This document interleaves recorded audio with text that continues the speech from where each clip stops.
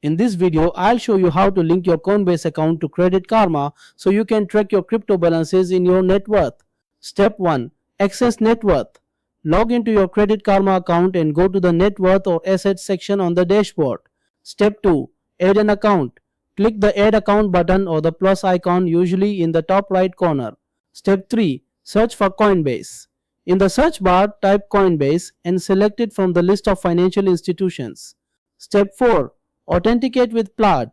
Credit Karma uses Plaid to securely connect accounts. When the pop-up appears, click Continue, then enter your Coinbase login credentials, your email and password. Step 5. Verify and authorize. Complete two-factor authentication 2FA by entering the code sent to your phone or authenticator app.